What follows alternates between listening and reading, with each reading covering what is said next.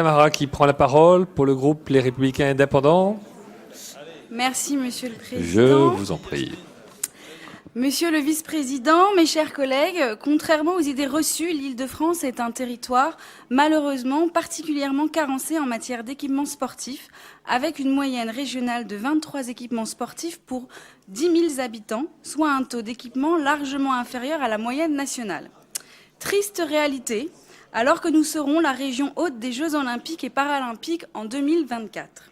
Force est de constater, Monsieur le Vice-président, que vous avez pris la mesure de ce défi de taille, puisque la part d'investissement de ce budget est en hausse de 53% par rapport au dernier budget de la précédente majorité de gauche. Ah oui, quand même. Il est la preuve Quand même. que pour notre majorité, la politique en faveur du sport ne se résume pas à de simples selfies pris avec nos champions, mais représente un véritable engagement. Cet engagement nous différencie totalement de l'État et de la mairie de Paris qui, sans scrupule, sabre les budgets du sport amateur pour financer les Jeux olympiques, ce qui est totalement scandaleux.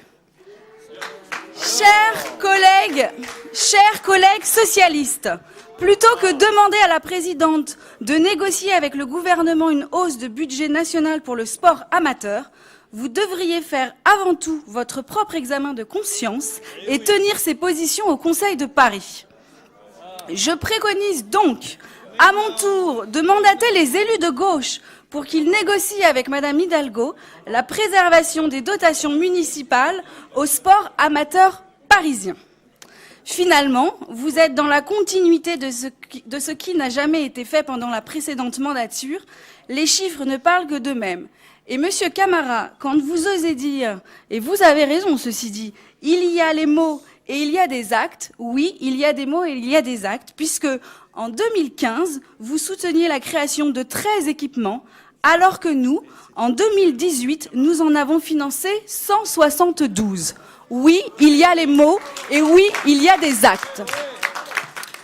D'ailleurs, le plan Sport Oxygène illustre la volonté de la région de se doter d'au moins un équipement sportif dans chaque commune du territoire francilien avant la fin de la mandature.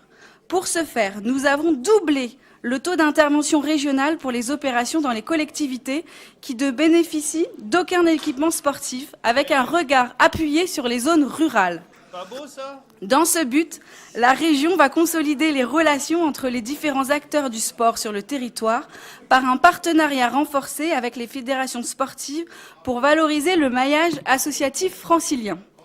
Par ce maillage, la région veut également conforter son implication dans la lutte contre toute forme de discrimination et ainsi prévenir des risques de radicalisation en diffusant la charte des valeurs de la République et de la laïcité que chaque bénéficiaire s'engage à diffuser et à appliquer en s'appuyant sur sa relation privilégiée avec les plus de 19 000 clubs franciliens. Cette annexe budgétaire que vous nous proposez, Monsieur le Vice-président, anticipe également de fortes mobilisations de crédits pour rénover le CREPS Île-de-France, soutenir le financement de Solidéo ou encore la finalisation des travaux sur le site olympique de Vertorcy, investissement nécessaire au bon déroulement de la compétition en 2014. Et quand j'entends Madame Casmi nous demander nous demander si nous allons rentabiliser les îles de loisirs, quand on regarde dans quel état vous nous les avez laissées, on est effectivement loin de la rentabilité, mais au moins les mettre à l'équilibre, nous oui, puisque nous sommes au pouvoir et puisque nous sommes, nous, dans cette valeur-là, de ne pas laisser à l'abandon, comme vous l'avez fait, l'ensemble des îles de loisirs. Cette nouvelle dimension est marquée par une collaboration avec le Comité régional olympique et sportif d'Île-de-France, à l'image de la convention qui a été conclue avec les radios locales pour favoriser la couverture médiatique des événements sportifs encouragés par la région. Vous l'aurez compris, la politique sportive régionale établie depuis 2016 en partenariat avec le mouvement sportif veille à la fois au sport-école, au sport-santé, au handisport, sport adapté et au sport de compétition, avec pour objectif de préparer une génération Paris 2024. C'est pourquoi, Monsieur le Vice-président, notre soutien est sans faille et nous voterons bien évidemment ce budget. Merci.